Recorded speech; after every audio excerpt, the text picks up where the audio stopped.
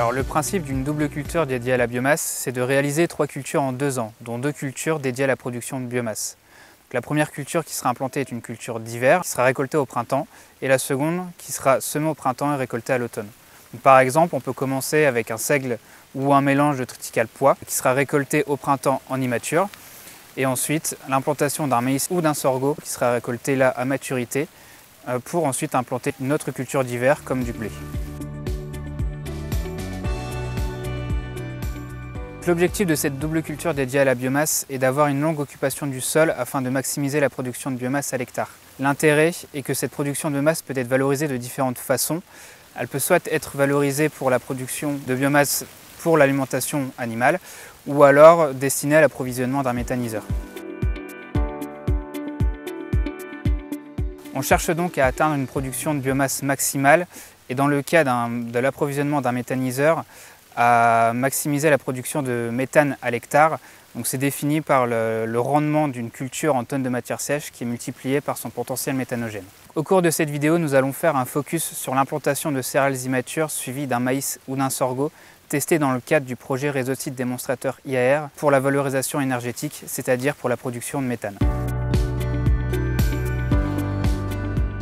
Dans le cadre des doubles cultures, les espèces adaptées en première culture sont généralement les céréales, qu'elles soient conduites seules ou en association avec des légumineuses. Conduite en immature, implantée à l'automne pour une récolte en mai, on peut obtenir entre 8 et 10 tonnes de matière sèche à l'hectare, ce qui équivaut à environ 3000 m3 de biogaz, le CH4, par hectare. Généralement, dans notre région, les seigles sont très bien adaptés. Ils ont une bonne production de biomasse, ils sont rustiques et ils couvrent très vite le sol. Les associations qui fonctionnent bien sont le triticale pois ou les seigles associés aux vesses et aux pois, qui ont en plus l'avantage d'un point de vue environnemental, grâce aux légumineuses, de fixer l'azote atmosphérique par les racines. Les mélanges avec du blé sont moins intéressants car le blé est trop tardif et qui du coup n'assure pas une bonne productivité pour une récolte en immature en mai. En termes de production de biogaz, le potentiel méthanogène varie peu entre les espèces. C'est plutôt la production en matière sèche qui conditionne la production de biogaz. L'enjeu avec ce type de culture, c'est de produire un maximum de biomasse avec un itinéraire à bas niveau d'intrants. On va sélectionner des variétés qui sont peu sensibles aux maladies, on soignera la qualité de semis et on choisira des espèces qui sont très couvrantes et qui talent rapidement avant l'hiver. En termes de fertilisation azotée, afin que la céréale soit productive et qu'on ait une bonne biomasse au mois de mai à exporter, il sera envisageable de fertiliser la culture avec environ 100 unités d'azote à l'hectare. Bien sûr, la fertilisation azotée est à relativiser et à raisonner en fonction des reliquats et des conditions climatiques de l'année. La date de récolte conditionne la production en rendement et la production de biogaz à l'hectare. Dans nos essais réalisés en Hauts-de-France, on a pu constater que début mai, on pouvait obtenir une biomasse de 6 tonnes de matière sèche à l'hectare. Et que plus on avançait, plus on retardait la date de récolte, on gagnait des tonnes de biomasse en matière sèche. En retardant de 15 jours la date de récolte, on obtient 2 tonnes de matière sèche supplémentaire, donc ce qui nous amène à 8 tonnes de matière sèche. Et fin mai, on obtient 12 tonnes de matière sèche à l'hectare. Le potentiel méthanogène entre les différentes dates de récolte varie peu. C'est essentiellement la production de biomasse qui conditionne la production de biogaz. Si retarder la date de récolte permet de produire plus de biomasse et donc plus de biogaz pour la culture, il ne faut pas oublier que dans le cadre des doubles cultures, il faut trouver le bon compromis entre rendement et donc production de biomasse, mais aussi ne pas impacter le rendement de la culture suivante. Dans les essais réalisés en Hauts-de-France, la date compromis entre le rendement de la céréale immature et l'impact sur le rendement de la deuxième culture était autour du 15 mai.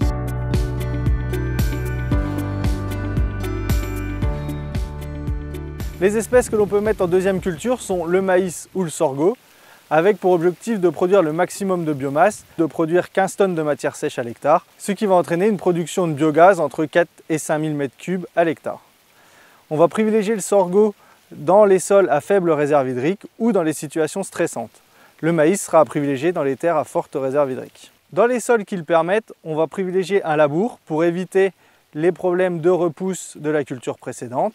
Pour les sols où on va être plus argileux, là on va privilégier le strip-till ou le semi-direct.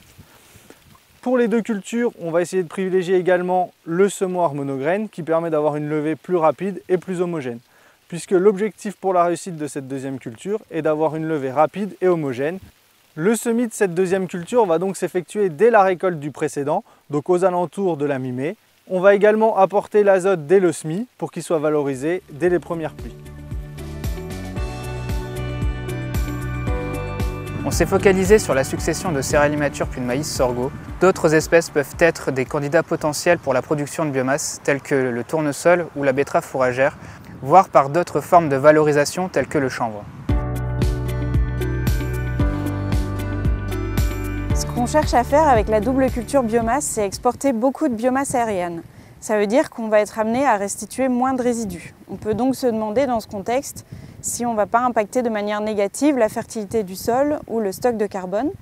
Ce qu'on a pu voir dans nos résultats, c'est que finalement, la biomasse de chaume et de racines qui va être restituée par la double culture est très importante et la quantité de carbone qui va être restituée au sol et humifiée dans la matière organique correspond à une quantité équivalente, voire supérieure à celle d'une céréale dont la paille serait restituée.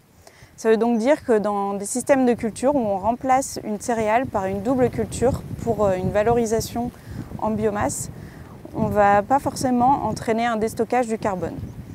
Dans le cadre du projet réseau de sites démonstrateurs IAR, on a étudié un certain nombre de paramètres sur le plan économique, agronomique, sur la faisabilité technique, la conduite de la double culture biomasse. Et vous pourrez retrouver tous ces résultats dans des fiches techniques qui seront disponibles sur le site internet d'Agrotransfert.